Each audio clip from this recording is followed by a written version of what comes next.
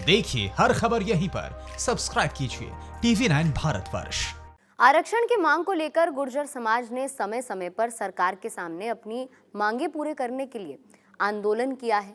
और अभी कुछ ही साल पहले की बात है, आप सभी को मालूम होगा कि राजस्थान में ये आंदोलन इतना ज़्यादा हिंसक था, इतना ज़्यादा उग्र था कि आंदोलनकारियों ने जगह जगह पर आग लगाई, बसों में तोड़फोड़ की, रेल की पटरियां उखाड़ दी, यहाँ तक कि रेल की पटरियों को उखाड़ कर उन्होंने उस पर कब्जा तक कर लिया।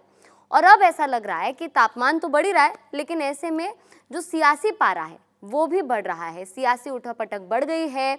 और गुर्जर समाज एक बार फिर से सरकार के सामने आरक्षण को लेके अपनी मांगों को रखने के लिए उग्र आंदोलन करने की तैयारी में है। ऐसे में हमारे संवाददाता ने खास बातचीत की कर्नल किरोड़ी सिंह बैंसला से।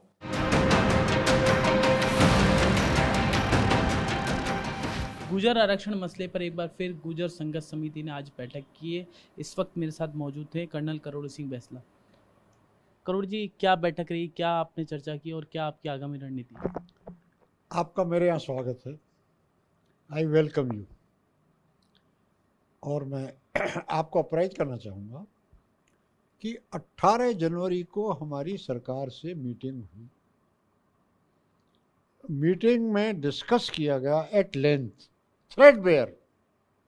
Each issue was discussed threadbare and it was decided. जो कुछ डिसीजंस हमने 18 जनवरी को लिए, मुझे कहते हुए बड़ा अफसोस हो रहा है कि 5 महीने तक कुछ नहीं हुआ, हम इंतजार करते रहे। तो क्या ठंडी छिट्टी देती है सरकार हर बार आपको? अरे आप मेरी बात सुनिए।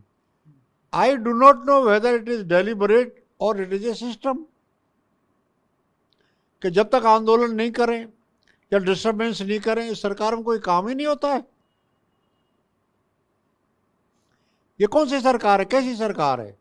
इतने पॉइंट्स दिए थे, उनमें से एक तो करते। मैं आपके थ्रू चीफ सेक्रेटरी महोदय से पूछना चाहूंगा कि why this deliberate attempt to deny it.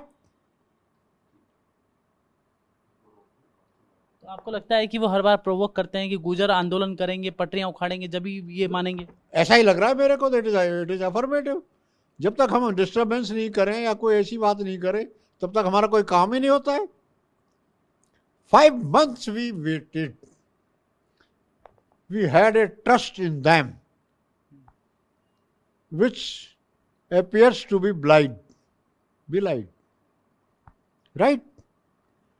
अब मैं सरकार से ये कहना चाहता हूं कि सरकार हमको हल्के में न ले।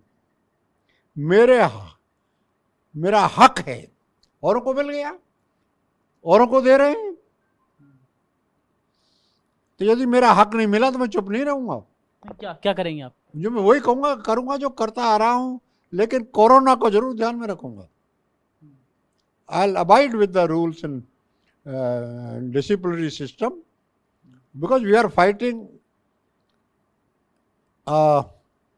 epidemic rather.